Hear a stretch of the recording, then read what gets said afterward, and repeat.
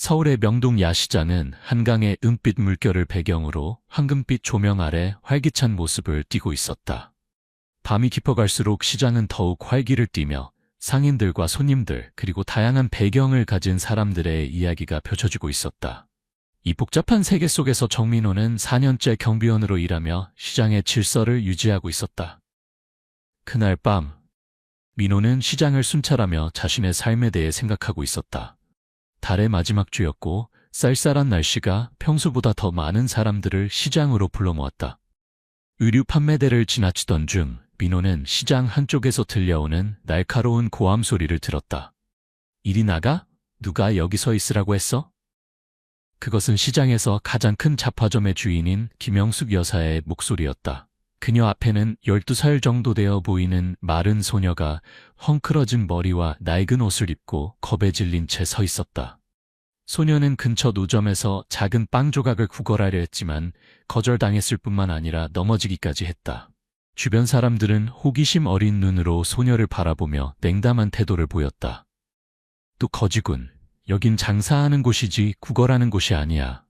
저런 아이가 있으면 손님들이 오지 않을 거야.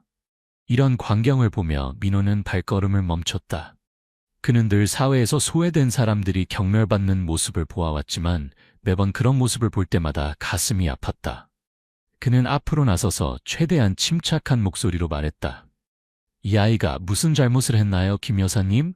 아이의 이야기를 들어보시죠. 김영숙은 민호를 향해 날카롭게 돌아보며 말했다. 민호 씨, 당신 일에 집중하세요. 이런 거지들이 시장을 더럽히면 손님들이 다 떠날 거예요. 민호는 소녀에게 다가가 일으켜 세웠다. 소녀의 이름은 수연이었고 그녀는 민호의 손을 꽉 잡으며 두려움에 찬 눈으로 말했다. 저는 그저 먹을 것을 좀 달라고 했어요. 정말 배고파요. 그 작은 목소리에는 애원이 담겨 있었다. 민호는 소녀의 눈을 바라보며 그 안에 담긴 고통과 외로움을 느꼈다. 김영숙은 물러서지 않았다. 저 아이를 내쫓지 않으면 최 부장에게 보고해서 당신 일자리를 위험하게 만들 거예요. 선택하세요. 당신 직업이냐, 저 아이냐.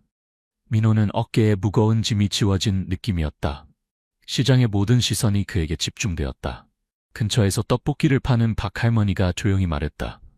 그만해요, 김 여사님. 저 아이가 먹는다고 뭐가 줄어들어요? 빵 한 조각 주면 될 것을. 하지만 김영숙은 박 할머니의 말을 무시했다. 착한 척하지 마세요. 이런 아이들 때문에 우리 시장이 망가지는 거예요. 시장의 긴장감이 최고조에 달했다.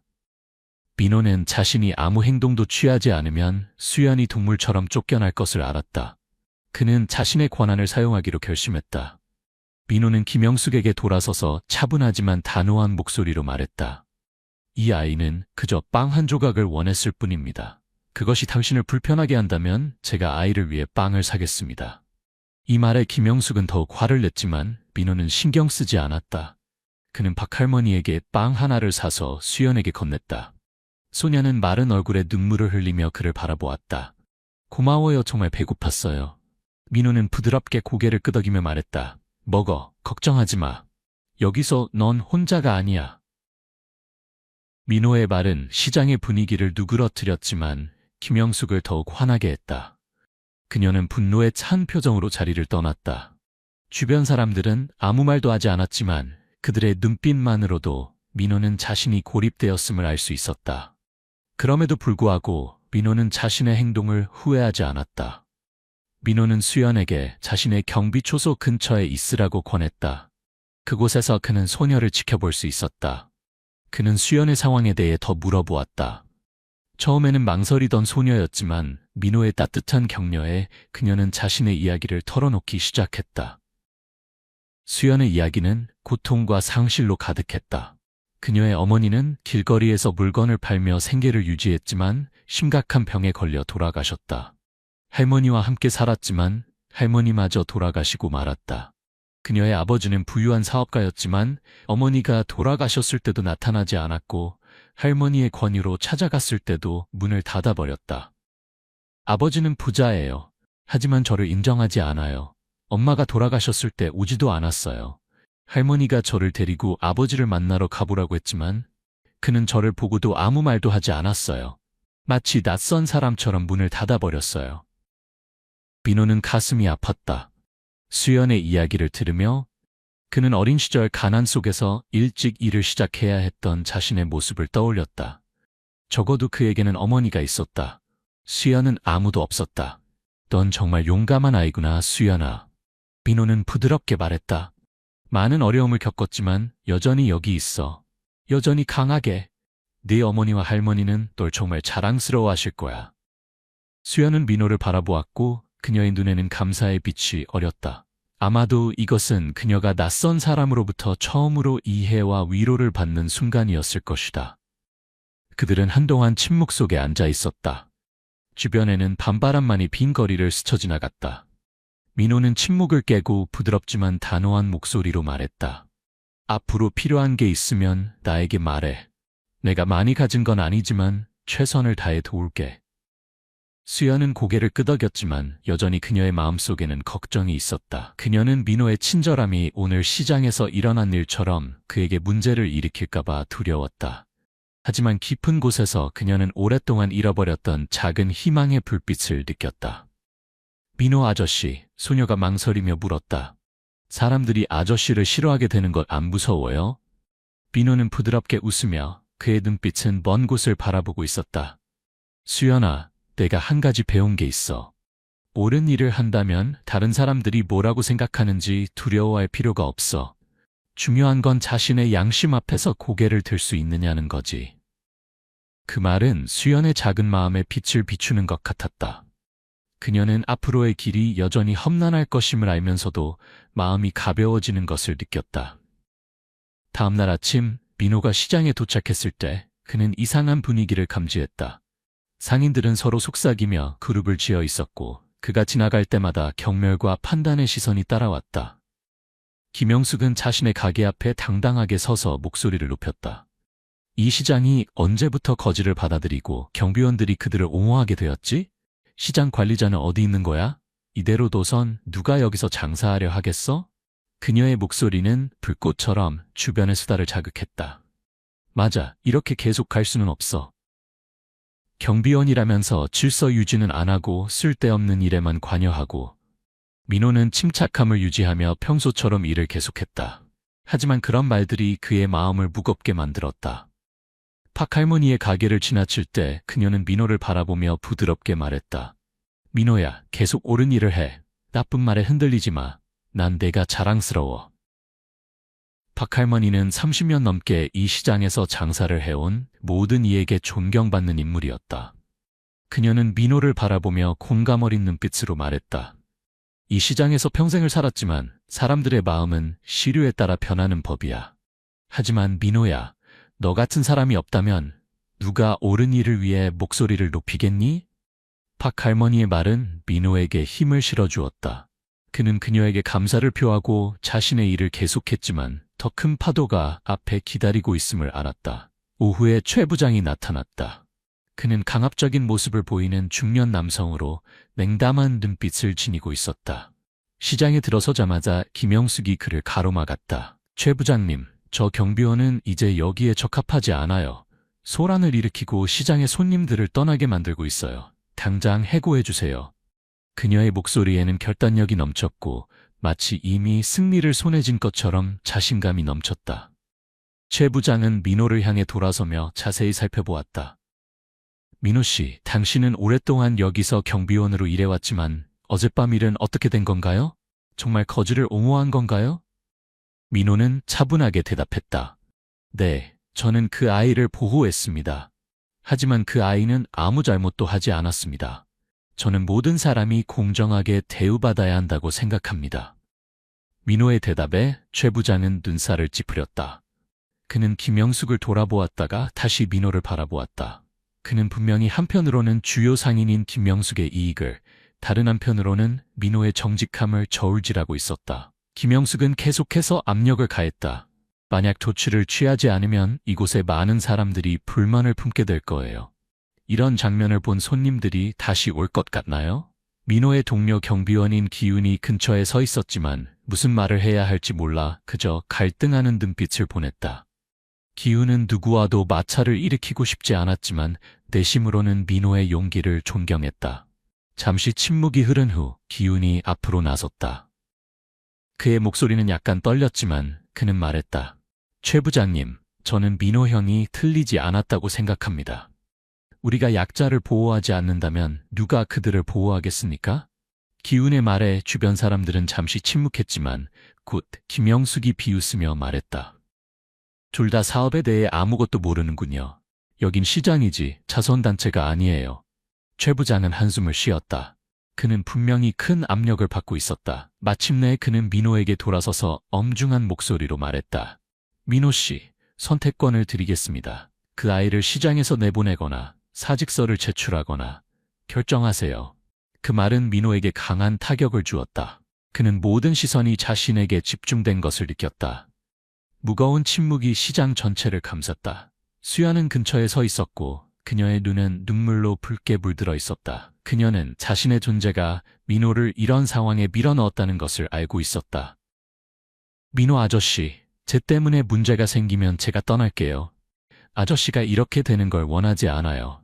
수연의 작은 목소리는 결단력으로 가득했다. 민호는 소녀를 바라보았고 그의 마음은 아픔으로 가득 찼다. 어떻게 도움이 필요한 아이를 외면할 수 있을까?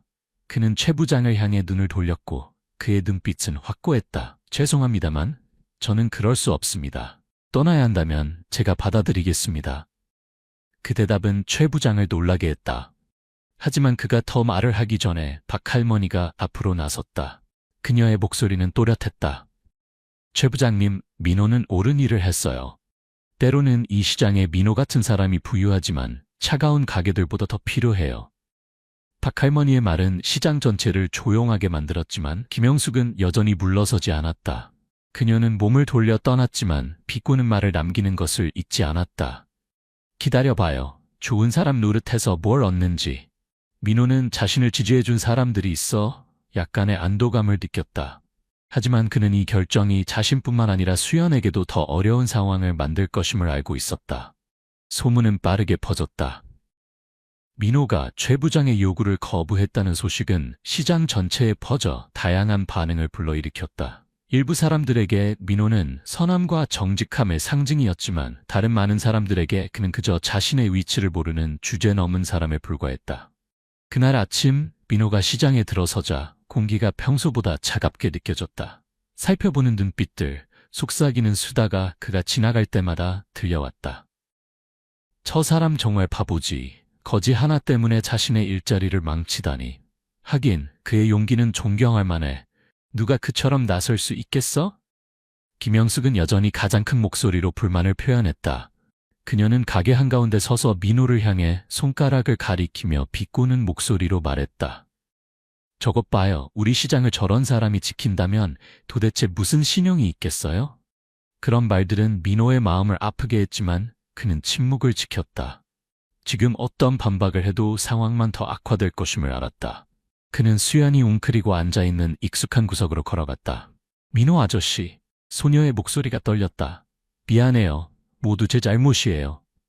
민호는 소녀 옆에 앉아 부드럽게 그녀의 어깨에 손을 얹었다.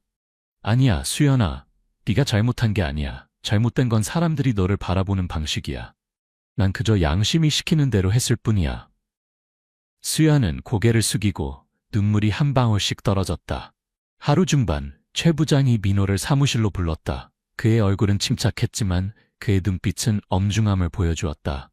민호 씨, 결정을 바꿀 기회를 드렸지만 여전히 이 길을 선택하셨군요. 다른 선택지가 없습니다. 사직서를 작성하고 오늘 내로 인수인계하세요. 그 말은 민호의 가슴을 찌르는 것 같았다. 그는 4년간 제2의 집이라 여겼던 이곳을 떠나야 한다는 것을 이해했다.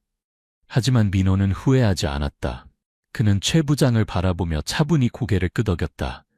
여기서 일할 기회를 주셔서 감사합니다. 하지만 저는 제가 옳다고 믿는 것을 포기할 수 없습니다. 사무실을 나서며 민호는 발걸음이 무거웠다. 하지만 시장으로 내려가 구석에서 기다리는 수연을 보자 그의 마음은 가벼워졌다. 그날 저녁 민호는 시장의 모든 사람들에게 작별 인사를 하기로 했다. 그는 행상들 사이를 지나며 지난 몇 년간 자신과 함께 해준 모든 이들에게 감사의 말을 전했다. 박 할머니, 항상 저를 응원해 주셔서 감사합니다. 할머니의 말씀은 제가 무너지지 않는 힘이 되었어요. 박 할머니는 눈물이 글썽거리며 민호의 손을 꽉 잡았다. 민호야, 난 네가 자랑스러워. 절대 변하지 마. 살아가는 대로 계속 살아가렴. 시장 끝에 이르렀을 때 민호는 조용히 서 있는 기훈을 발견했다. 민호는 다가가 그의 어깨를 토닥였다. 도와줘서 고마워, 기훈아. 행운을 빌어. 기훈은 고개를 숙이고 목소리가 떨렸다. 형, 미안해요. 더 많이 도와드렸어야 했는데 너무 비겁했어요. 민호는 미소를 지으며 따뜻한 목소리로 말했다. 괜찮아, 기훈아. 그저 옳은 일에 등을 돌리지 않길 바랄 뿐이야. 마지막으로 민호는 시장을 한 번 더 둘러보았다. 황금빛 조명 아래 4년간 그와 함께했던 상점들과 사람들이 향수 어린 그림처럼 그려졌다. 그는 깊게 숨을 들이마셨다. 마치 이 광경을 가슴에 새기려는 듯이. 명동 야시장, 민호는 속삭였다. 의미 있는 시간을 주어서 고마워. 이것은 끝이 아니라 새로운 시작이야. 그리고 그는 몸을 돌려 걸어갔다. 뒤에는 다양한 시선들이 그를 쫓았다.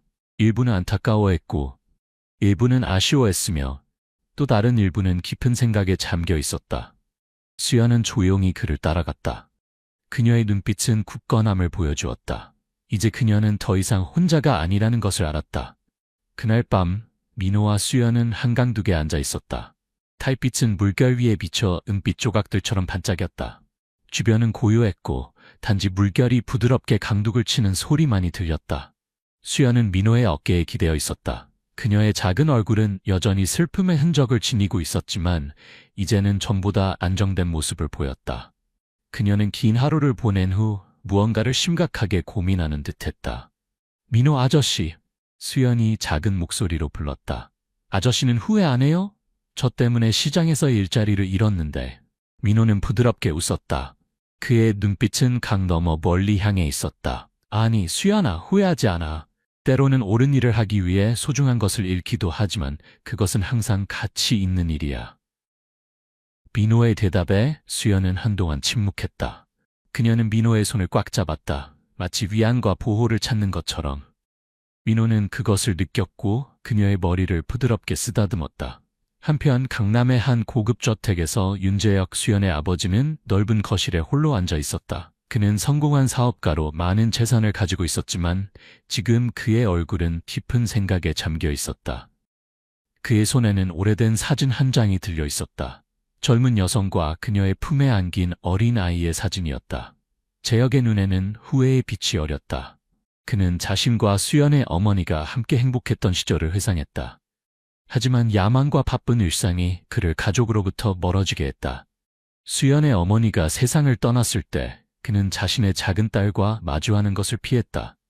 어머니의 장례식에 나타나지도 않았고 수연이 할머니와 함께 그를 찾아왔을 때 문을 닫아버렸다. 어떻게 지내고 있을까? 그는 중얼거렸다. 목소리는 쉬어 있었다.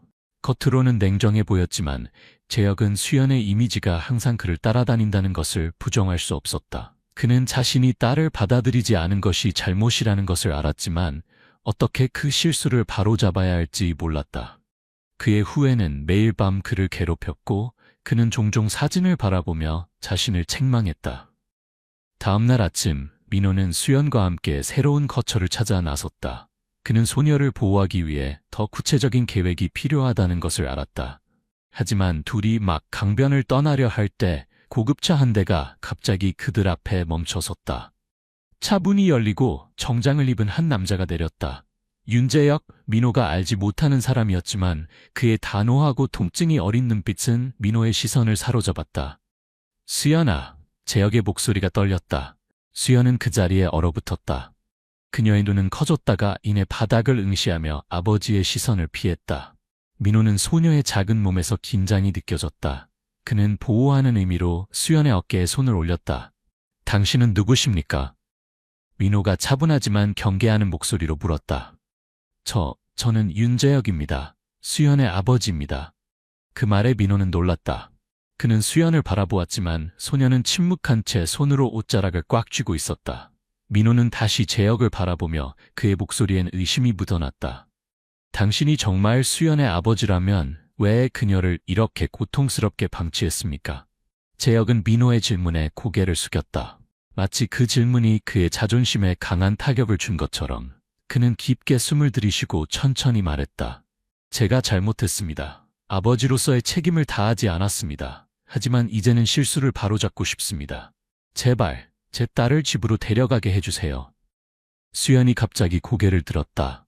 그녀의 눈은 분노와 상처로 가득 차 있었다. 이제 와서 실수를 바로잡겠다고요? 엄마가 돌아가셨을 때 아버지는 어디 있었어요? 제가 의지할 곳이 없었을 때 아버지는 어디 있었어요? 아버지는 저를 원하지 않았고 저도 아버지가 필요 없어요. 수연의 말은 재혁의 가슴을 칼로 찌르는 것 같았다. 그는 말문이 막혀 자신을 변명할 방법을 찾지 못했다. 민호가 앞으로 나서서 부드럽게 말했다. 윤재혁 씨, 정말로 보상하고 싶다면 시간이 증명하게 하세요. 수연은 말이 아니라 행동이 필요합니다. 재혁은 고개를 끄덕였다. 그의 눈에는 결단력이 빛났다. 수연아, 아빠가 미안해. 아빠가 잘못했다는 걸 알아. 하지만 널 강요하지는 않을게. 네가 받아들일 때까지 기다릴게. 얼마나 오래 걸리든지 상관없어. 수연은 대답하지 않았다. 그녀는 얼굴을 돌려 뺨을 타고 흐르는 눈물을 감추었다. 민호는 가슴이 무거워지는 것을 느꼈다. 이 만남은 수연과 재혁 모두에게 시작에 불과하다는 것을 그는 알았다. 하나의 도전적인 여정의 시작이었다. 재혁이 떠난 후 민호는 수연에게 돌아서서 부드럽게 말했다. 앞으로 무슨 일이 일어날지 모르겠지만 네가 믿음을 지킨다면 모든 것이 더 나아질 거라고 믿어. 수연은 아무 말도 하지 않았지만 그녀의 눈빛에는 작은 희망의 빛이 비치는 것 같았다. 재혁과의 감정적인 만남 이후 민호는 새로운 길을 가기로 결심했다. 더 이상 임시직으로 살 수 없다는 것을 알았다. 특히 이제 그의 곁에 수연이 있었기 때문이다. 둘 다 집이 필요했고 현재의 어려움을 극복하기 위해서는 더 안정된 삶이 필요했다. 박할머니의 소개로 민호는 시장 근처의 작은 지역사회 지원센터에서 새 일자리를 얻었다.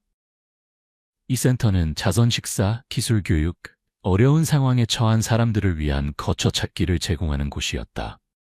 첫날부터 민호는 그곳의 따뜻한 분위기와 나눔의 정신을 느낄 수 있었다. 그러나 모든 것이 순탄하지는 않았다. 하철기라는 센터의 고위 관리자는 첫 만남부터 민호에게 경멸적인 태도를 보였다. 그는 자신의 생각을 다른 사람들에게 강요하고 공개적으로 비판하는 것으로 악명 높았다. 민호가 노숙 아동들을 위한 지원 계획을 발표하기 위해 회의실에 들어갔을 때 하철기는 그의 말을 가로챘다. 민호 씨, 당신의 아이디어는 좋게 들리지만 이런 일을 관리할 경험이 충분한가요? 우리는 영웅놀이를 하거나 그저 보여주기 위해 여기 온 사람들이 필요하지 않습니다. 하철기의 말은 민호를 깜짝 놀라게 했다. 비판에 익숙해져 있긴 했지만 그런 명백한 경멸적인 태도는 그에게 압박감을 주었다. 그는 깊게 숨을 들이쉬고 침착함을 유지하며 대답했다. 하철기님, 저는 제가 가장 유능한 사람이라고 주장하지 않습니다. 하지만 진심과 노력으로 우리가 지역사회에 유익한 일을 할 수 있다고 믿습니다. 하철기는 비웃으며 대답했다. 알겠습니다. 당신이 무엇을 할 수 있는지 지켜보겠습니다. 하지만 기억하세요. 여기서는 작은 실수 하나만으로도 두 번째 기회는 없습니다. 다음 며칠 동안 민호는 쉬지 않고 일했다. 차선 식사 계획부터 후원자 찾기, 노숙자 지역 직접 방문까지 그는 도움이 필요한 이들을 적시에 지원하기 위해 노력했다. 수연은 항상 그의 곁에 있었고 음식 배분이나 또래 아이들과 대화하기 같은 작은 일들을 도왔다. 하지만 진짜 어려움은 민호의 프로젝트 진행 상황을 보고하는 중요한 회의에서 하철기 갑작스럽게 민호를 비난했을 때 시작되었다. 민호 씨의 프로젝트는 너무 많은 자원을 소비하고 있지만 결과는 보이지 않습니다. 우리는 개인적인 감정이 공통의 목표에 영향을 미치게 할 수 없습니다. 그런 말들은 민호를 당황하게 했을 뿐만 아니라 다른 직원들도 그를 의심하기 시작했다. 몇몇 사람들이 속삭였다. 하철기가 맞을지도 몰라. 민호는 경험이 많지 않아. 과연 이 일을 해낼 수 있을까? 맞아. 이 프로젝트는 너무 큰데 능력 부족한 사람이 맡기엔 무리야. 회의 후 센터로 돌아온 민호는 마음이 무거웠다. 하지만 그때 박 할머니가 깜짝 방문했다. 그녀는 따뜻한 빵 바구니를 가져왔지만 가장 귀중한 것은 그녀의 진심 어린 격려였다. 민호야, 가혹한 말에 흔들리지 마. 중요한 건 다른 사람들이 어떻게 생각하는가가 아니라 네가 하는 일을 믿는 것이란다. 그 말은 민호에게 힘을 실어주었다. 그는 앞에 얼마나 많은 어려움이 있든 포기할 수 없다는 것을 깨달았다. 수연도 조용히 민호의 손을 잡고 그녀의 눈은 결의에 차 있었다. 민호 아저씨, 저는 아저씨를 믿어요. 포기하지 마세요. 민호는 미소를 지으며 소녀의 머리를 쓰다듬었다. 절대 포기하지 않을게. 우리 함께 모든 것을 극복할 거야. 민호는 새로운 계획에 집중하기 시작했다. 센터에서 행복 나름의 나이라는 행사를 조직하는 것이었다. 이 행사는 단순히 기금을 모으는 것뿐만 아니라 지역사회가 센터의 업무와 미션을 더 잘 이해하도록 하는 것이었다.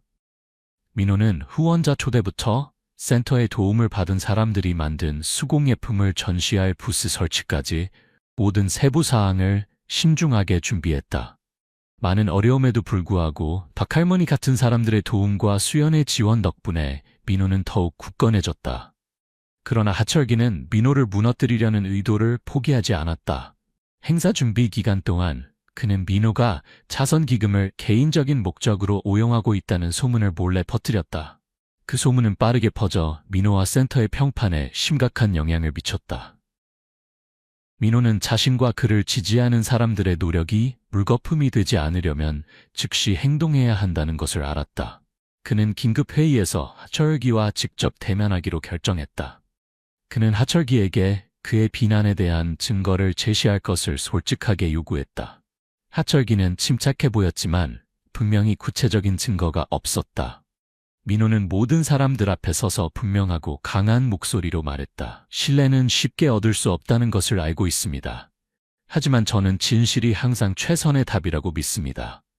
제 행동에 의심 있는 분이 계시다면 함께 모든 문서와 숫자를 검토해 보시죠. 저는 모든 것을 투명하게 공개할 준비가 되어 있습니다. 민호의 결단력은 많은 사람들의 존경을 불러일으켰다. 회의 후 소문은 빠르게 가라앉았고 하철기는 더 이상 민호의 평판을 떨어뜨릴 수 없게 되었다. 그럼에도 불구하고 민호는 이것이 그가 마주할 많은 도전들 중 첫 번째일 뿐이라는 것을 알았다. 행복 나눔의 날이 가까워지면서 민호와 동료들은 쉴 새 없이 일했다. 모든 세부 사항이 신중하게 준비되었다. 그럼에도 불구하고 이전의 소문으로 인해 여전히 긴장감이 감돌았다.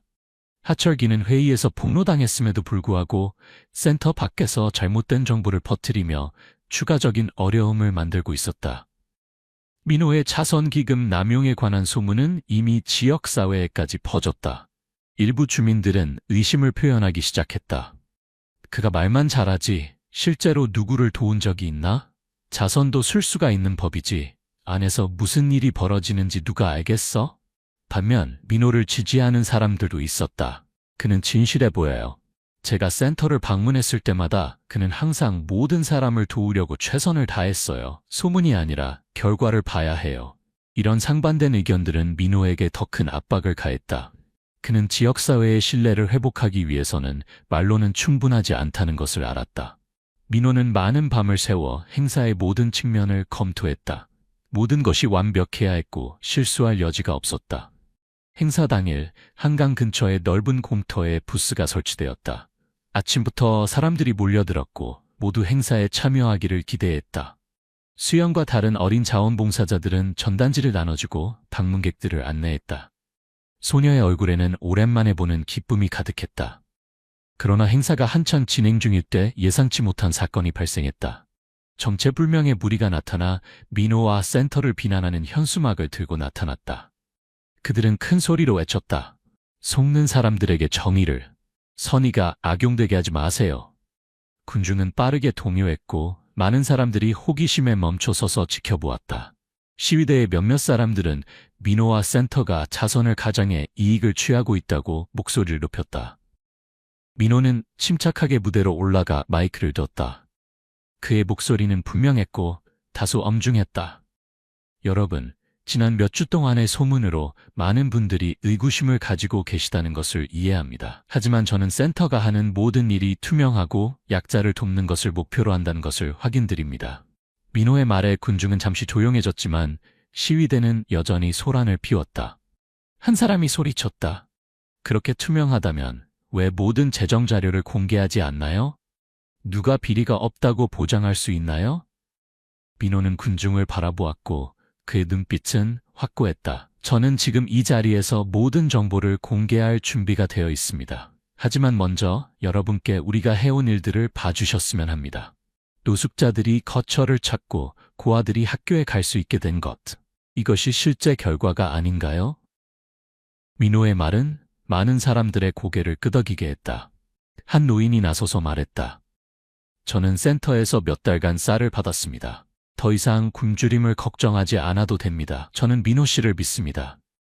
투명성을 증명하기 위해 민호는 즉시 모든 재정 문서와 자선 보고서를 큰 화면에 공개했다. 그는 인내심을 가지고 각 지출 항목, 각 기부금을 설명했다.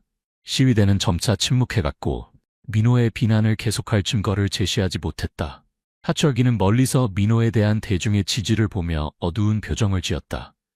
그는 조용히 자리를 떠났지만 여전히 다른 방법으로 어려움을 줄 계획을 마음속에 품고 있었다. 행사가 끝날 무렵 많은 지역 주민들이 민호에게 다가와 감사를 표했다. 한 노인은 그의 손을 잡고 떨리는 목소리로 말했다. 포기하지 않아 고맙네. 자네 같은 사람이 이 사회에 더 많이 필요하네. 수야는 민호 옆에 서 있었고 그녀의 눈빛은 존경으로 가득했다. 그녀는 조용히 말했다. 민호 아저씨, 오늘 정말 멋졌어요. 민호는 미소를 지으며 소녀의 머리를 쓰다듬었다. 아니야, 수연아. 우리 모두 이 여정의 일부야.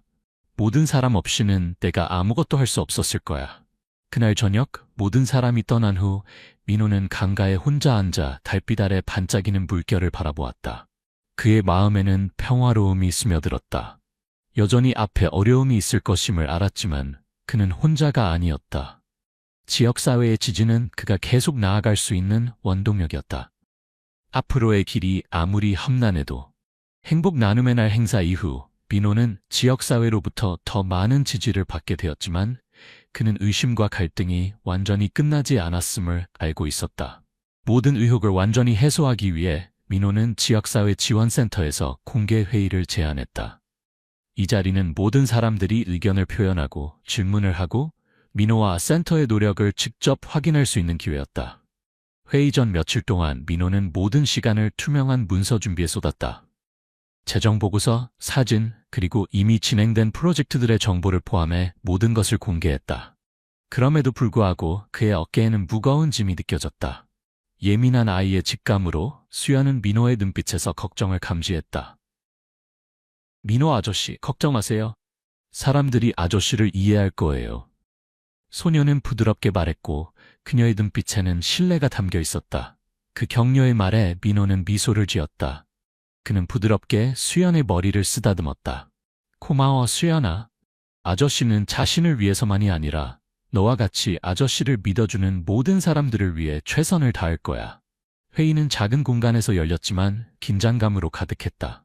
참석자들은 다양했다.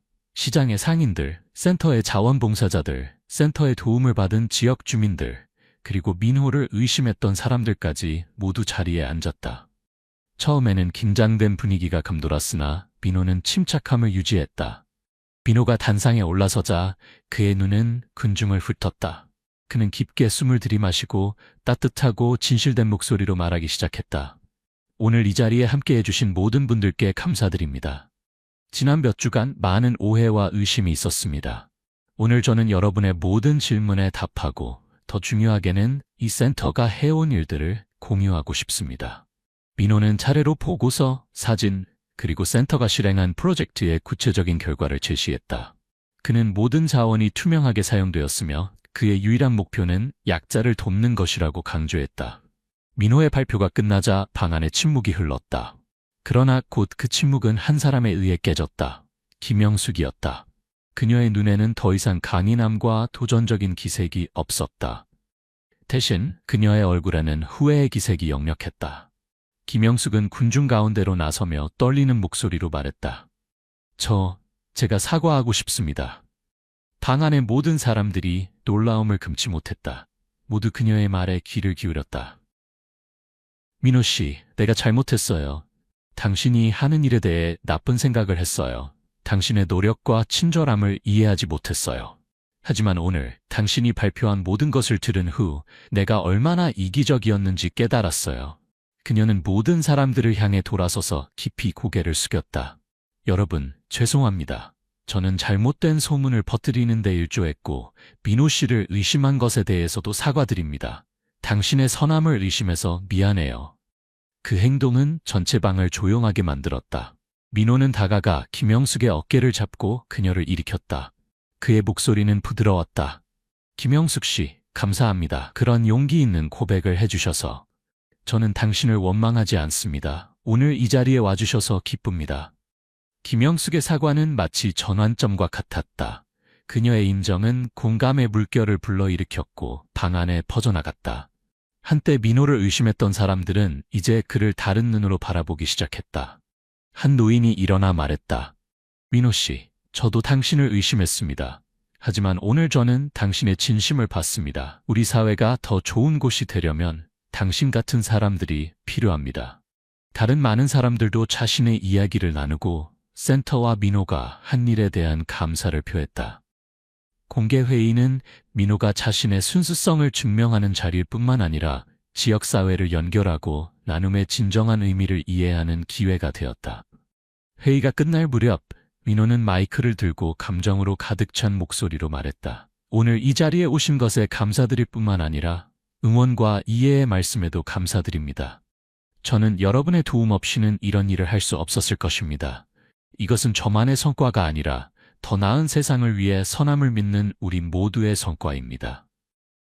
수연은 그 근처에 서 있었고 그녀의 눈은 빛났다. 그녀에게 민호는 단순한 보호자가 아니라 영감의 원천이었다. 그는 그녀에게 삶이 아무리 어려워도 선함은 언제나 길을 비추는 빛이라는 것을 가르쳐 주었다. 회의는 우렁찬 박수 속에 마무리되었다. 민호는 이전보다 마음이 가벼워짐을 느꼈다.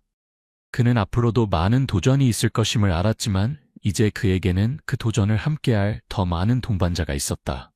공개 회의로부터 1년 후 민호의 지역사회 지원센터는 완전히 달라졌다. 작고 의심받던 조직에서 이제는 서울의 결속과 선함의 상징이 되었다. 명동 야시장, 한때 많은 파도가 일었던 곳은 이제 민호와 그의 팀의 노력으로 긴밀하게 연결된 공동체가 되었다.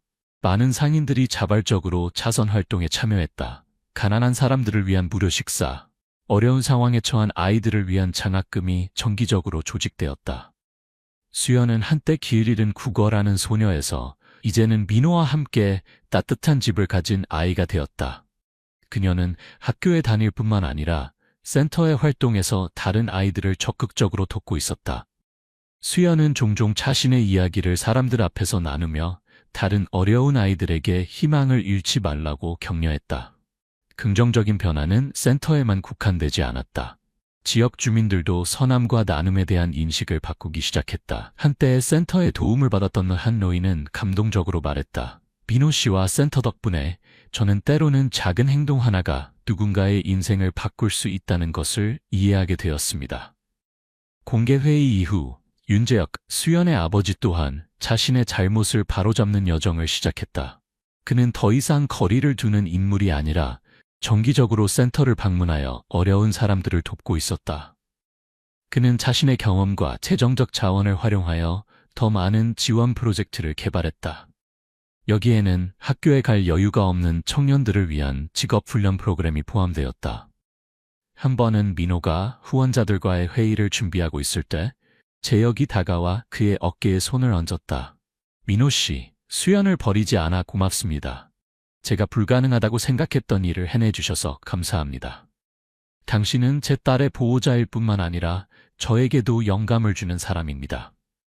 민호는 미소를 지었고 그의 눈엔 겸손함이 깃들어 있었다. 윤재혁 씨, 저는 특별한 일을 한 것이 아닙니다.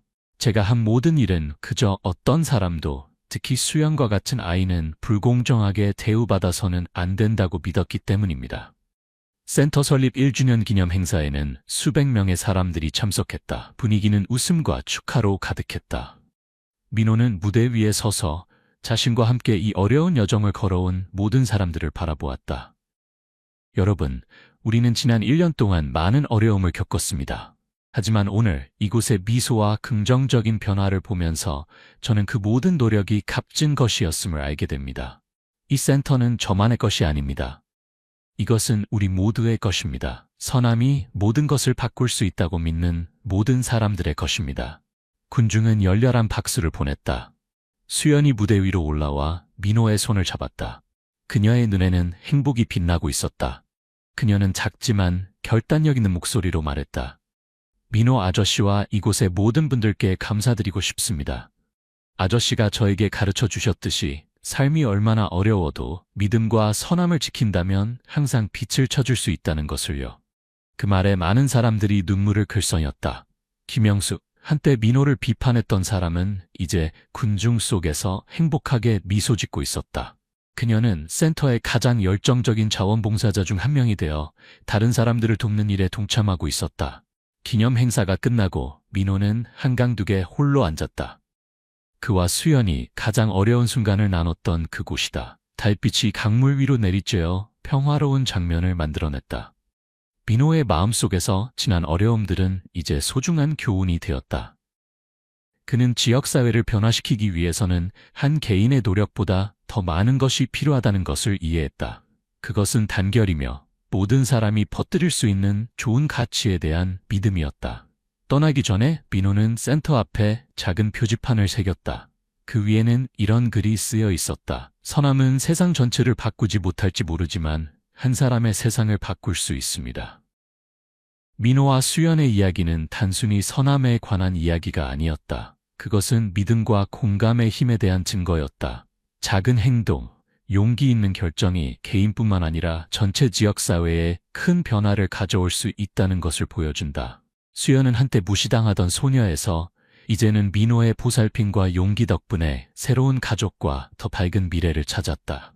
때로는 작은 행동, 옳은 일을 위해 일어서는 결정이 한 사람의 인생을, 심지어 전체 지역사회를 바꿀 수 있다. 여러분은 민호와 수연의 여정에 대해 어떻게 생각하시나요? 만약 민호의 상황에 처한다면 그런 압력과 어려움에 직면했을 때 어떻게 하시겠습니까? 그리고 이 사회에서 선함이 여전히 우리를 이끄는 빛이라고 믿으십니까? 이 이야기가 영감을 주었다면 주변의 소중한 사람들과 공유하여 선함의 가치를 함께 퍼뜨려 주세요. 여러분의 작은 행동이 세상을 더 나은 곳으로 만드는 데 도움이 될 수 있습니다. 지민은 다시 한번 천장을 바라보았다. 창문 사이로 새어 들어오는 햇빛이 그녀의 얼굴을 비추었지만 그녀는 밤새 한숨도 자지 못했다. 옆집에서 들려오는 게 짖는 소리가 그녀의 귀를 맴돌았다.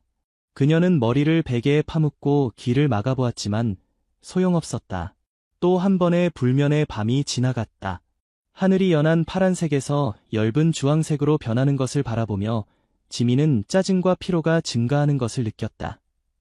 그녀의 생각을 지배한 것은 옆집 남자와 그의 정원에 가득한 웃음소리, 그리고 무엇보다도 그녀를 잠들지 못하게 하는 두 마리의 진돗개였다. 금빛 털을 가진 어미개와 활기 넘치는 강아지. 객관적으로 보면 그들은 단순히 행복하고 장난기 많은 두 마리의 개일 뿐이었다. 하지만 지민에게 그들은 소음, 성가심, 그리고 그녀가 갈망하는 평화에 대한 끊임없는 방해를 의미했다. 그녀는 무겁게 일어나 오래된 집의 2층에 있는 자신의 방 창문으로 느린 발걸음을 옮겼다. 살짝 흐린 창문을 통해 그녀는 날이 갈수록 참기 힘들어지는 그 광경을 다시 볼 수 있었다. 이웃집 주인 준호는 30대 남자로 아침 일찍부터 정원에 나와 있었다. 그는 어미개 달을 공중으로 들어올리고 강아지 해는 그들 주위를 빙빙 돌며 끝없는 열정으로 꼬리를 흔들었다. 준호는 마치 인생에 아무런 걱정도 없는 듯 맑고 투명한 웃음을 지었다. 그 행복한 소리는 창문을 통해서도 전해졌다. 지민의 가슴에는 질투와 분노가 뒤섞였고 그녀는 짜증스럽게 입술을 일그러뜨렸다. 또 다시 잠 못 이룬 밤을 보내고 개 짖는 소리를 들으며 불면증에 시달렸으며 게다가 옆집 정원에서 들려오는 웃음소리의 메아리를 몇 번이고 떠올렸다. 이 동물들의 활기찬 생명력과 그들이 얼마나 그녀를 괴롭히는지 생각하니 그녀의 목구멍에는 분노가 치밀어 올랐다. 그녀는 창가에 서서 마치 자신을 갉아먹고 있는 내면의 분노에 어떻게 대처해야 할지를 기억해내야 하는 것처럼 숨을 거칠게 내쉬었다. 그녀의 얼굴에는 쌓인 피로의 흔적이 있었고 눈은 충혈되어 있었으며 깊은 다크서클이 있었다. 그녀가 바라볼 때의 짜증을 반영하듯 입술이 살짝 떨렸다. 밤사이의 이미지가 그녀의 머릿속을 스쳐 지나갔다. 한밤중에 해가 짓고 그리고 다시 거의 새벽에 지민은 모든 것을 음소거할 수 있는 버튼이 있다면 또는 몇 시간만이라도 혼란 없이 잠을 잘 수 있다면 좋을 텐데라고 생각했다. 하지만 옆집 정원의 환상과 기쁨이 그녀를 맞이하는 가혹한 현실이 있었다. 가슴 깊은 곳에서 우러나오는 신음소리를 내며 그녀는 몸을 돌려 방을 나서 무언가 조치를 취하기로 결심했다. 그녀는 다른 사람들처럼 하루가 그냥 지나가도록 내버려둘 수 없었다. 아무것도 바뀌지 않으면 다음 밤이 찾아오고 그녀는 다시 같은 고통에 빠질 것이다.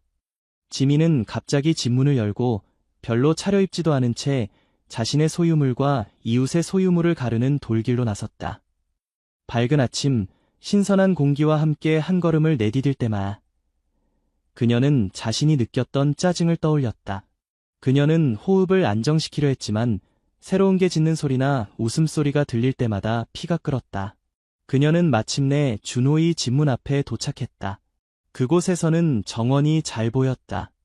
잘 가꾸어진 잔디, 그늘을 만들어주는 중간 크기의 나무 2그루, 그리고 다양한 색의 꽃이 피어있는 화단이 몇 개 있었다. 그 근처에서 달이 땅의 냄새를 맡고 있었고 해는 어미의 모든 행동을 따라하려 했다. 그것은 아름다운 장면이었지만 지민은 너무 짜증이 나서 그것을 이해할 수 없었다. 그녀는 참을성 없이 문을 세게 두드렸고 준호가 문을 열어줄 때까지 몇 초간 기다렸다. 그녀의 호흡은 빠르고 짧았으며 손은 순수한 분노로 떨고 있었다. 준호는 친절한 미소로 나타났지만 지민의 표정을 보자마자 사라졌다. 그녀는 그를 차갑게 바라본 후 거의 코웃음을 치며 요구를 입에 담았다. 지금 몇 시인지 알아요? 아침 6시가 넘었다는 걸 아세요? 당신 개들이 저를 미치게 해요. 밤새 그들은 짖고 움직이고 소음을 냅니다. 이 동네에서 그런 소동 때문에 쉴 수 있는 사람은 아무도 없어요. 안녕하세요, 지민 씨. 준호는 예에 바르게 대답하려 했지만 곧 그녀의 눈에 경로가 있음을 알아차렸다. 잠을 못 주무셔서 죄송해요. 달과 해는 정말 조용해요. 무언가 그들을 놀라게 하지 않는 한 보통은 그다지 짖지 않아요. 거짓말이에요. 지민은 화를 내며 소리쳤다. 매일 밤 듣고 있어요. 마치 머리를 망치로 맞는 것 같아요. 저 개들 때문에 제가 얼마나 잠을 못 자는지 알아요. 준호는 걱정스럽게 이마를 찌푸리며 상황을 설명하려 했다. 어느 시점에 변화가 있었을 수 있다는 걸 이해해요. 때로는 그들이 거리의 소음이나 고양이 소리를 듣기도 하지만 그것은 의도적인 것이 아니라고 약속해요. 저는 그들을 진정시키기 위해 최선을 다하고 있어요. 그들은 매우 순종적인 동물이에요. 지민은 팔짱을 끼고 입술을 굳게 다물었다. 중요하지 않아요. 그들은 저에게 골칫거리예요. 그들을 조용히 시킬 수 없다면 여기서 내쫓아야 해요. 그들은 저를 살게 내버려두지 않아요. 지금 당장 폭발할 것 같아요. 어색한 침묵의 순간이 있었다. 준호는 그 불타는 시선 뒤에 그녀 자신도 이해하지 못하는 깊은 고통, 쓴 생각이 있다는 것을 알아차렸지만 그것에 어떻게 대처해야 할지 몰랐다. 그는 한숨을 쉬며 말했다. 지민 씨, 개들은 제 가족이에요. 달은 여러 해 동안 저와 함께 있었고, 해는... 지민이 말을 자르며 끼어들었다. 제가 원하는 것은 더 이상 개 짖는 소리를 듣지 않는 것뿐이에요. 목소리가 떨리는 것은 분노 때문만이 아니라 쌓인 피로 때문이기도 했다. 그녀는 짜증스럽게 눈을 비볐다. 이 문제를 해결하지 않으면 제가 이 문제에 대해 조치를 취할 필요가 있다고 경고해요. 준호는 대답하려고 입을 열었지만 지민은 이미 몸을 돌려 집을 향해 단호한 발걸음으로 떠나고 있었다. 몇 초 후에 들린 문을 쾅 닫는 소리가 정적 속에 울려 퍼졌다. 달과 해는 준호에게 다가가 꼬리를 좌우로 흔들며 마치 준호를 위로하거나 무슨 일이 일어나고 있는지 묻는 것처럼 했다. 그는 약간 우울한 기분으로 두 마리를 쓰다듬으려고 허리를 구부리고 한숨을 쉴 수밖에 없었다. 천천히 해요. 친구들. 모든 것이 잘 될 거예요. 그 후 몇 일은 비교적 평범하게 지나갔다. 준호의 생활 속에서 그의 일상은 일찍 일어나, 때로는 동이 트기 전에 일어나 자신과 개들을 위해 아침 식사를 준비하고 달빛에 비추어 주변 거리나 근처의 공원 지역을 산책하는 것이었다. 달을 처음 데려왔을 때 그녀는 아직 강아지였고 흔들림 없는 충성심과 특별한 친절함을 그에게 보여주었다. 달이 임신했다는 소식을 들었을 때 준호는 말로 표현할 수 없는 기쁨을 느꼈다. 몇 달 후 해가 태어나자 3마리의 유대는 더욱 강해졌다. 달은 사랑이 많은 어미였고 강아지도 그녀의 사랑스럽고 장난기 많은 성격을 물려받았다. 준호에게 개들은 동반자였고 피난처였으며 끝없는 기쁨이었다. 그는 그들이 정원을 뛰어다니거나 달아빠진 테니스공을 가지고 놀거나 꽃 위를 날아다니는 나비를 쫓는 것을 보는 것을 좋아했다. 때때로 해는 아직 어리다 보니 달 앞에서 지쳐 햇빛 아래에 누워 숨을 헐떡이며 어미를 작은 눈으로 바라보곤 했다. 또한 달은 해에게 자신의 냄새를 맡게 하기 위해 엎드려 마치 해에게 사교성을 가르치는 것 같았다. 준호는 베란다에 앉아 커피를 옆에 두고 그 광경을 바라보곤 했다. 이런 순간들은 그에게 부모님과 함께 농장에 살며 걱정 없이 들판을 자유롭게 뛰어다녔던 어린 시절을 떠올리게 했다. 당시 그는 이미 동물을 사랑했지만 이제는 이 2마리를 돌볼 기회를 받아 인생이 풍요로워졌다고 느꼈다. 하지만 지민은 계속해서 그의 머릿속에서 떠나지 않았다. 소리만 들려도 준호는 이웃이 다시 나타나 위협이나 모욕을 할까봐 상상하며 긴장했다. 밤에도 달과 해가 차가 지나가는 소리에 짖을 때조차 준호는 불안한 마음으로 침대에서 일어나 지민이 다시는 깨지 않기를 바라며 즉시 그들을 진정시키려 했다. 하지만 현실적으로 그는 제가 최선을 다해도 개의 목구멍에서 나오는 모든 소리를 통제할 수는 없어요. 그들은 동물이기 때문에 짖는 것은 때로는 피할 수 없어요. 라고 생각했다. 한편 지민은 자신만의 지옥에 빠져 있었다. 날이 갈수록 그녀의 좌절감은 커져갔다. 밤에 그녀가 오래된 집에 홀로 있을 때 그녀는 멀리서 준호의 정원에서 들려오는 게 짖는 소리와 웃음소리에 귀를 기울였다. 이 타인의 행복은 그녀 자신의 공허함 속에 꽂힌 칼과 같다고 생각했다. 그녀는 집의 고독 속에서 자신을 보았다. 반쯤 어두운 방, 빈 과거를 반영하는 골동품 가구, 떠난 사람들의 기억.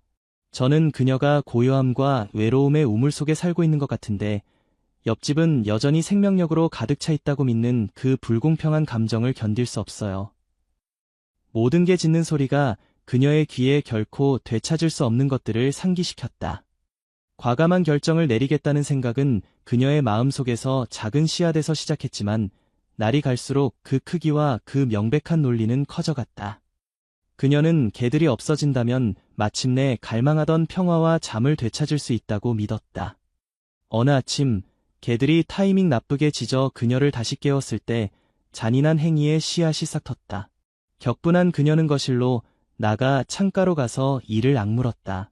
사라져버리는 게 모두에게 좋을 거예요.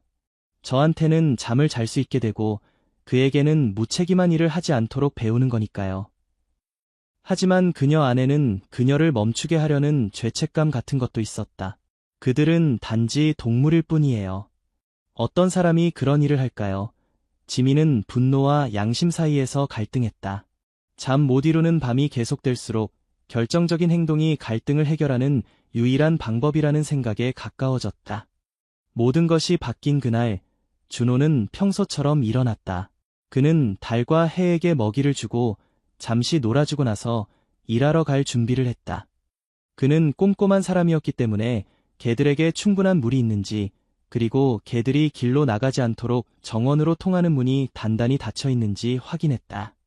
그런 다음 2마리의 머리를 쓰다듬으며 작별 인사를 하고 떠났다. 지민은 창문 뒤에서 무표정하게 그 장면을 바라보고 있었다. 그녀는 몇 분 기다려 준호가 떠났는지 확인했다. 그런 다음 그녀는 깊은 숨을 들이마시고 용기를 내어 조심스럽게 집을 나섰다. 그녀는 2집을 분리하는 작은 골목을 건너 준호의 집 뒷문으로 다가갔다. 정원은 조용했다. 달과 해는 주인이 없다는 것을 알고 관목 근처에서 쉬고 있었다. 지민은 침입자처럼 느끼며 심장이 뛰는 가운데 앞으로 나아갔다. 그녀는 누군가 그녀를 알아차릴까봐 어깨 너머로 살펴보았다. 곧 끝날 거예요. 그러면 이 고통은 끝날 거예요. 그녀는 마음속으로 말했다. 그러면 이 고통은 끝날 거예요. 그녀는 개들의 주의를 끌려고 혀를 차며 부르기 시작했다. 달은 귀를 세우고 꼬리를 흔들며 호기심 어린 모습으로 그녀에게 다가왔다. 그녀는 친절한 진돗개였고 인간의 악에 익숙하지 않았기 때문에 의심할 이유가 없었다. 해는 자신들에게 다가오는 위험을 이해하지 못한 채 기분 좋게 뛰어가며 어미를 따라갔다. 지민은 무구한 표정으로 자신에게 다가오는 개들을 보며 내심 떨리는 것을 느꼈다.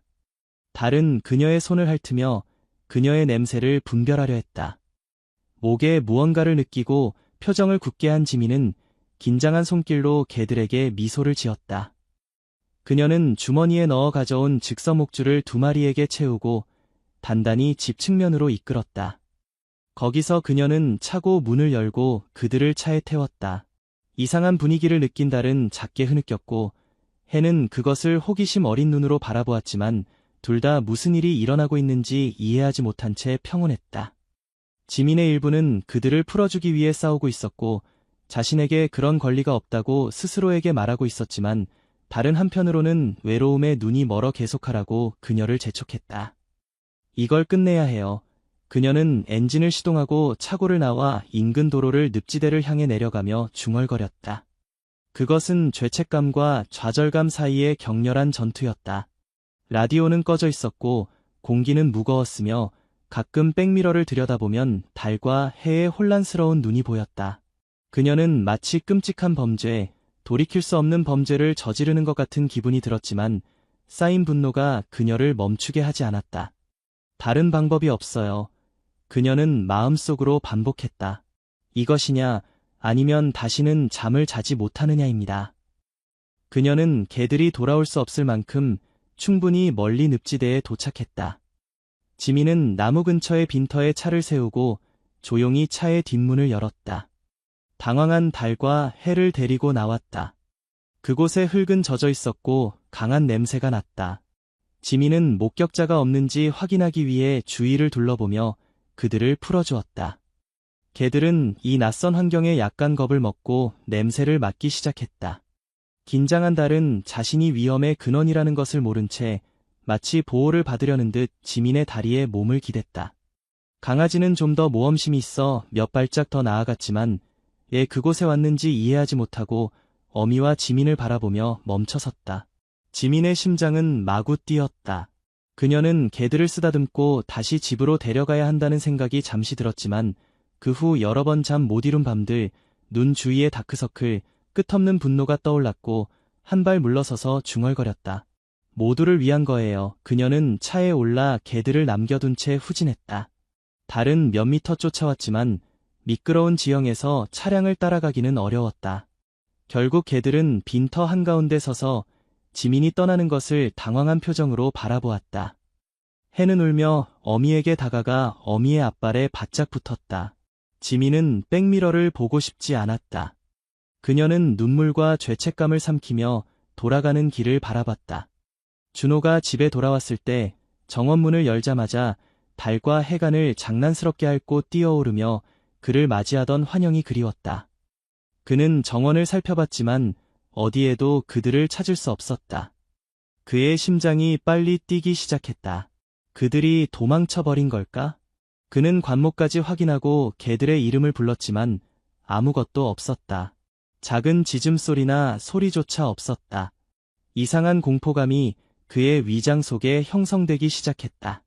그는 집에 들어가 개들이 침입했는지 방을 확인했지만 방은 여전히 텅 비어 있었다. 밤이 오기 시작하자 준호는 목구멍에서 패닉이 치밀어 오르는 것을 느꼈다. 그는 길로 나가 갈라지기 시작한 목소리로 그들의 이름을 불렀다. 그는 그 블록을 몇 번이고 돌아다니며 몇몇 이웃들에게 물어봤지만 아무도 아무것도 알지 못했다. 절망감에 빠진 그는 집으로 돌아와 지민의 집 문을 두드렸다. 그녀는 문을 열기까지 시간이 걸렸고 문을 열자 눈썹을 찌푸리며 무관심한 표정을 지었다. 달과 해를 보셨나요? 준호는 고통이 가득한 목소리로 물었다. 지민은 무관심한 척하며 그를 바라보았다. 도망갔나 보네요. 오늘도 짖는 소리가 들리지 않았어요. 당신이 얼마나 평온해 보이는지 보세요. 그녀는 아무런 단서도 주지 않고 이마를 찌푸렸다. 준호는 충격을 받았고 그녀가 이 일과 관련이 있을지도 모른다며 눈을 가늘게 떴다. 그의 내면에서 분노가 솟구쳤지만 증거는 없었다. 그의 심장은 격렬하게 뛰고 있었다. 그래요. 당신의 창문에서는 제 정원이 직접 보이잖아요. 뭔가 이상한 점을 눈치채지 못했나요? 준호가 물었다. 그녀는 어깨를 으쓱했다. 아니요. 사실 바빴어요. 열심히 찾아보세요. 문을 쾅 닫는 소리가 준호의 귀에 울려 퍼졌다. 그는 몇 초 동안 현관에 서 있었고 믿을 수 없다는 느낌과 함께 분노와 무력감이 뒤섞여 목에 무언가를 느꼈다. 정말로 지민이 개들의 실종과 관련이 있는 걸까? 그녀의 분노가 여기까지 이른 걸까? 하지만 만약 그렇다면 그가 무엇을 할 수 있을까? 그날 밤 준호는 잠을 이루지 못했다. 그는 침대에서 뒤척이며 달과 해와 함께 살았던 모든 순간을 떠올렸다. 처음으로 강아지였던 달이 부드럽게 그를 핥았던 것, 공원에서의 산책, 정원에서의 놀이, 그리고 너무나 작고 연약했던 해의 탄생까지. 전에는 활기로 가득 차 보였던 그 집도 이제는 그들이 없이 마치 사막처럼 느껴졌다. 한편 지민도 깨어 있었지만 이번의 불면증은 개 짖는 소리 때문이 아니라 죄책감과 돌이킬 수 없는 실수를 저질렀다는 공포 때문이었다. 준호가 고통으로 쇠약해지고 지민이 후회와 싸우는 동안 개들은 황야를 헤매고 있었다. 그날 밤은 이상한 소리로 가득 찼다. 정체된 수면에는 나무 그림자가 비추었고 공기 중에는 곤충, 양서류, 숲풀 아래를 움직이는 파충류의 소리가 울려 퍼졌다. 달은 모성의 본능으로 해를 자신의 곁에 꼭 붙여두었다. 강아지는 추위뿐만 아니라 알 수 없는 공포에도 떨고 있었다. 그들은 자신들의 위치를 알기 위해 숲풀 사이로 비치는 희미한 달빛만을 의지하고 있었다. 진흙이 달의 금빛발에 달라붙어 움직임을 방해했다. 그럼에도 불구하고 개는 냄새에 이끌려 앞으로 나아가려 했고 정원과 준호의 팔이라는 안전한 집으로 돌아가는 길을 찾으려 했다. 하지만 주변에는 익숙한 냄새가 없었고 오직 젖은 잎과 풀, 그리고 아마도 포식자의 냄새만이 있었다.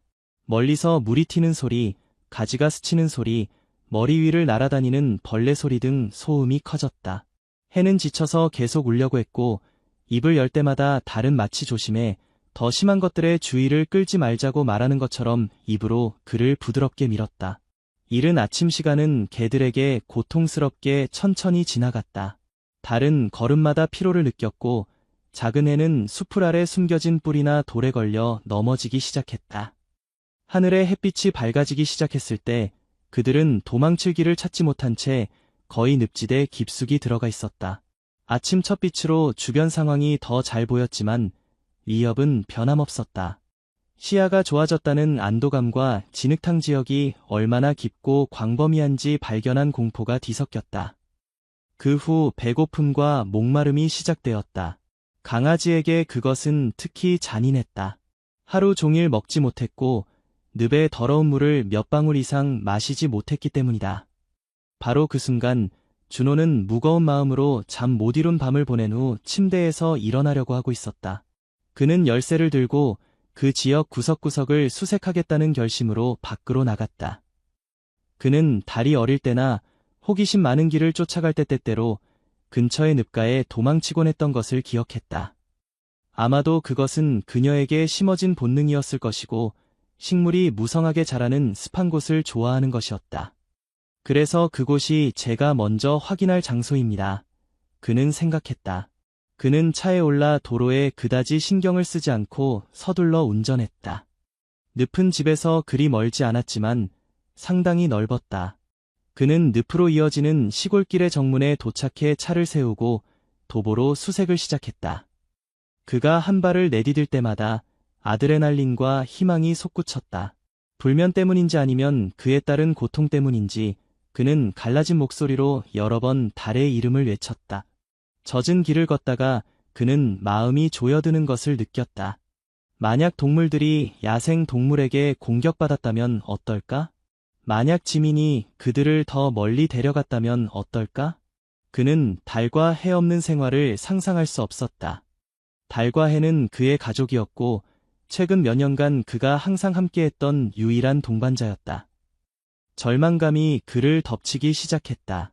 거의 2시간의 헛된 수색 끝에 늪은 거대해 보였고 준호는 어디로 가야 할지 전혀 몰랐다. 그는 또한 한 발짝마다 지형이 진흙투성이가 되어가는 것을 깨달았고 깊은 곳에 빠질까 걱정되었다. 하지만 사라진 개들의 이미지가 그에게 계속하겠다는 결심을 주었다.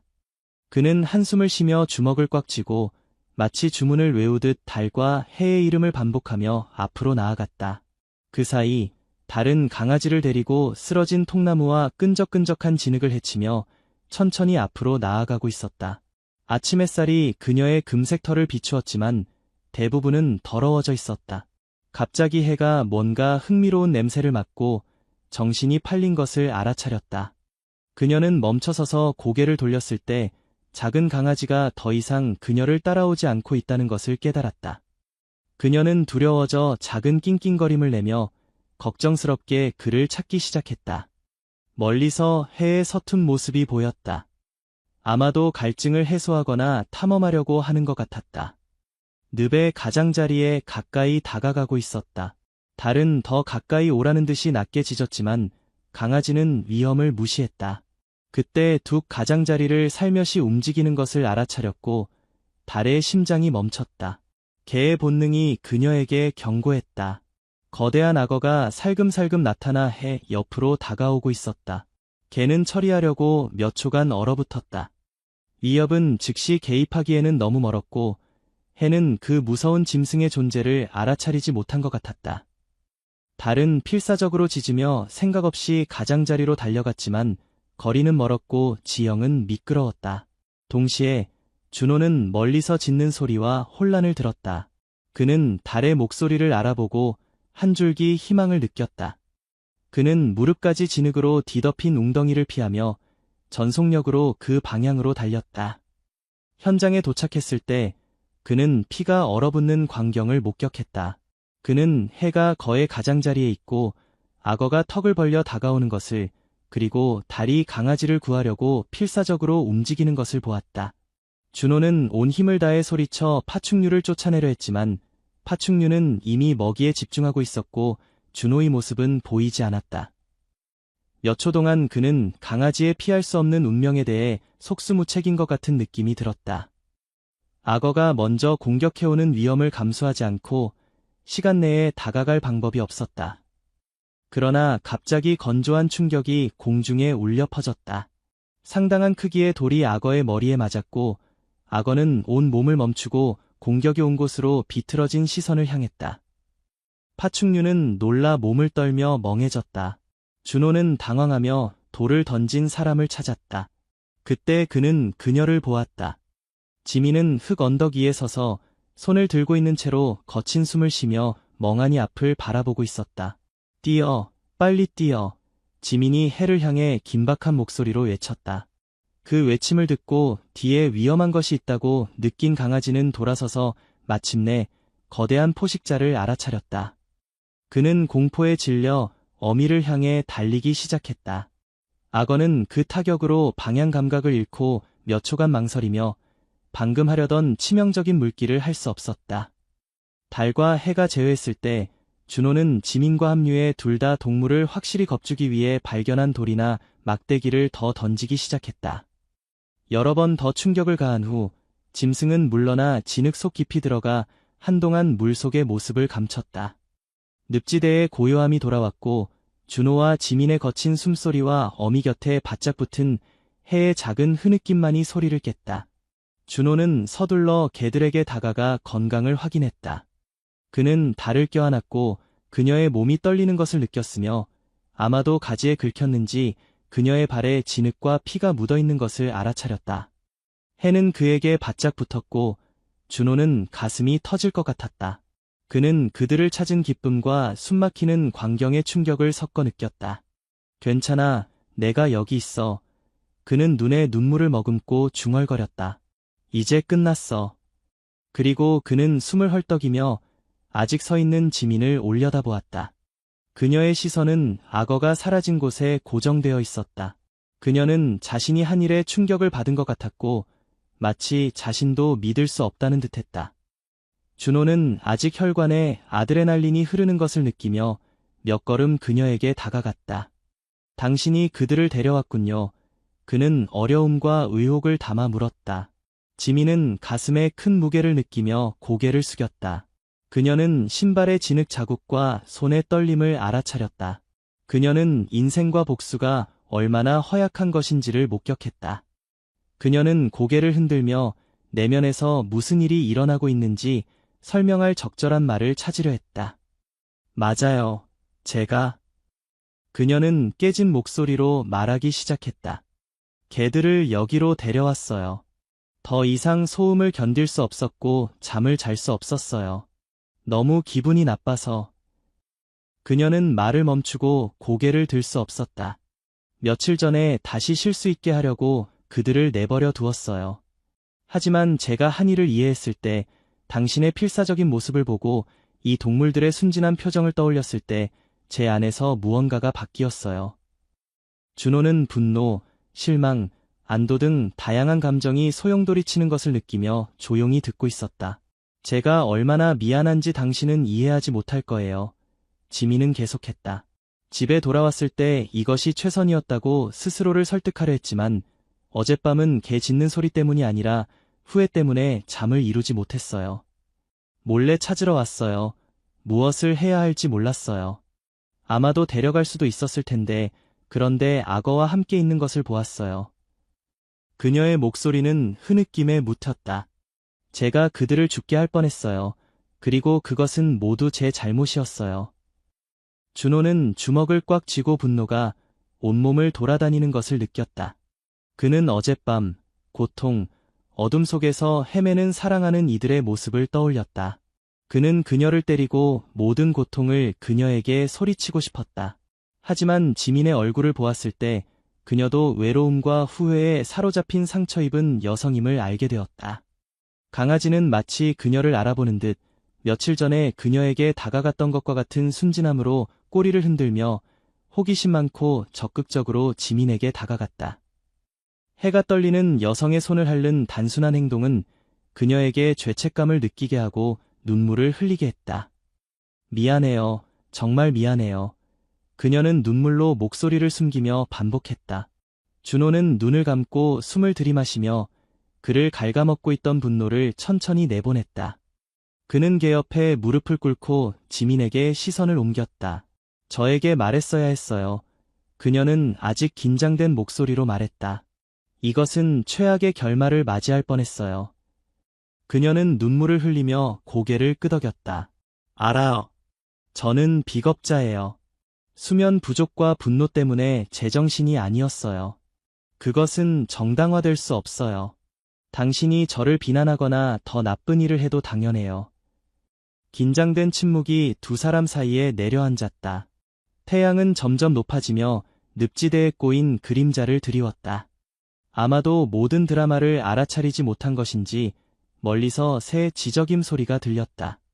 한편 개들은 마침내 안심한 듯 고마워하며 준호를 핥고 있었다. 준호는 일어섰지만 아직 정확히 어떻게 반응해야 할지 몰랐다. 우선은 그들을 집으로 데려가는 거예요. 그는 결의의 찬 목소리로 말했다. 그들은 배고프고 겁에 질려 있고 너무 많은 어려움을 겪었어요. 지민은 눈물에 젖은 얼굴로 고개를 끄덕였다. 그들을 차에 태우는 것을 도와드릴게요. 그녀는 중얼거렸고 자신의 행동이 암시하는 것만큼 잔인하지 않다는 것을 증명하고 싶은 마음도 있었다. 그리고 모든 동물병원 비용은 제가 내겠습니다. 치료가 필요한 경우 제가 지불할게요. 적어도 그것이 제가 할 수 있는 일이에요. 준호는 바로 대답하지 않았지만 결국 조용히 고개를 끄덕였다. 그들은 개들이 살아있는 것을 발견한 안도감과 개들의 실종 원인이 된 사람이 또한 그들을 구한 사람이기도 하다는 발견이라는 복잡한 감정을 안고 긴장된 침묵 속에 출발했다. 집에 돌아오자 달과 해는 아직 겁에 질려 있었고 마치 자신들이 정말로 안전하다는 것을 믿지 못하는 것 같았다. 준호는 그들에게 물과 음식을 주고 진정시키려 했고 지민은 자신이 한 일의 무게를 느끼며 현관에 남아 있었다. 그녀는 떨리는 목소리로 모든 상처가 그녀에 의해 초래되었다고 고백했다. 상처받고 화가 난 준호는 지민의 개입이 없었다면 해가 악어에게 잃었을 것이라는 사실을 무시할 수 없었다. 지민은 무릎을 꿇고 달을 어루만지며 자신의 잔인함과 그런 행동을 하게 된 외로움을 인정하고 눈물을 흘리며 용서를 빌었다. 이 긴장된 상황 속에서 준호는 개들에 대한 사랑과 진정한 화해에 대한 희망에 이끌려 원한을 버리고 용서를 하기로 결심했다. 그들은 함께 해결책을 찾기로 합의했다. 불편함을 피하기 위해 개를 훈련시키고 이해와 상호 존중의 바탕을 둔 관계를 재구축하는 것이었다. 안심한 지민은 스스로를 추스르고 손상을 복구할 준비가 되어 있었으며 가능한 한 협력하겠다고 스스로에게 약속했다. 시간이 지남에 따라 이웃들은 지민이 자신의 실수를 갚기로 결심했다는 것을 알게 되었다. 그녀는 준호와 개들과 함께 산책하기 시작했고 훈련 방법을 배우며 달과 해를 이해하려는 의지를 점점 더 보여주었다. 두 사람의 관계는 예상치 못한 전개를 맞이했다.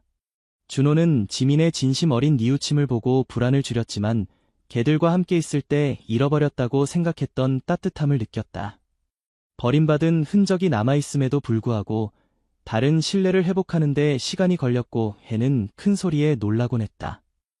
준호의 헌신적인 돌봄과 끊임없는 관심 덕분에 동물들은 공포를 극복할 수 있었다. 한편 지민은 매일 조금씩 거리를 줄이며 간식이나 장난감을 가져왔다. 그녀는 해로부터 너무나 순수한 용서를 받아 깊이 감동했다. 쓰라린 감정은 희망으로 바뀌었고 그때까지 긴장감에 휩싸여 있던 거리는 고요함을 되찾았다. 처음의 소문은 사라졌고 이야기는 공감과 화합의 예가 되었다.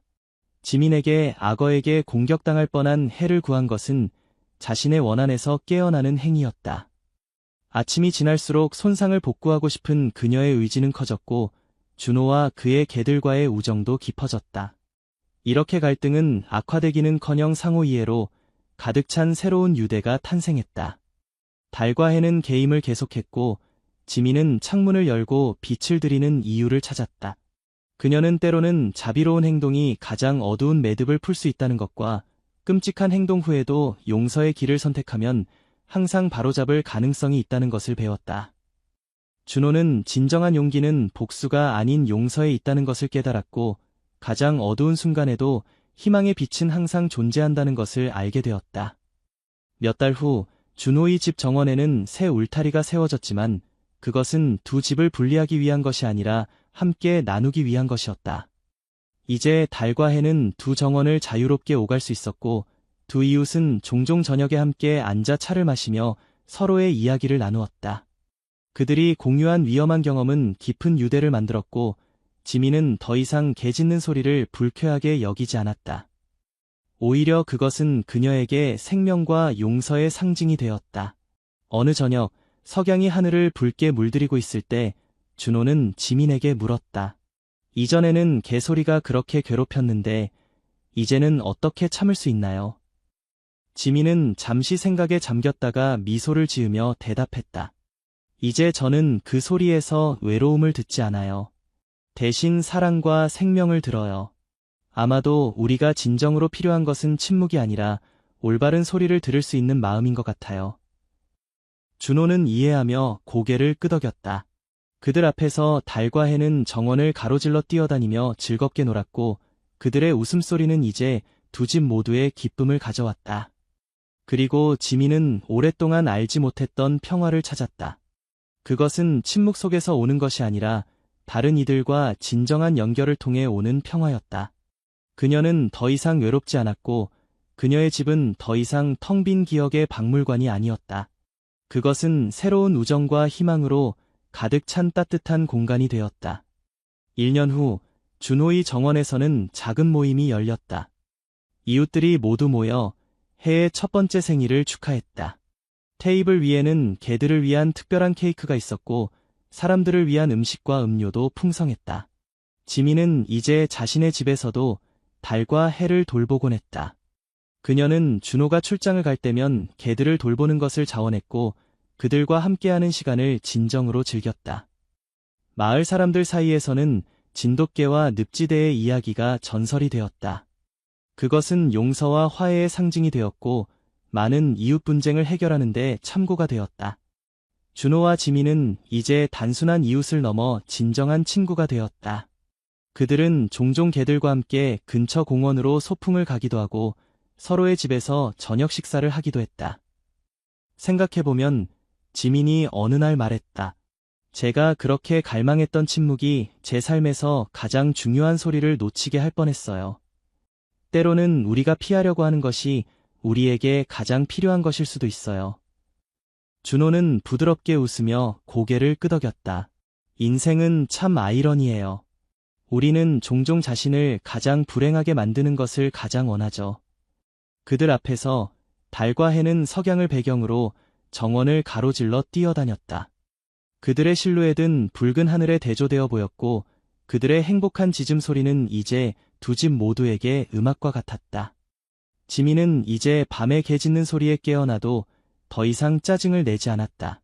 대신 그녀는 따뜻한 미소를 지으며 다시 잠에 빠져들었다. 그 소리는 그녀에게 용서와 두 번째 기회, 그리고 가장 어두운 시간 후에도 항상 새로운 아침이 온다는 것을 상기시켰다. 고요함 속의 용서. 그것은 단지 침묵이 아니라 마음의 평화였다. 그리고 그 평화는 이제 달과 해의 짖는 소리와 함께 두 집 모두에 깃들어 있었다.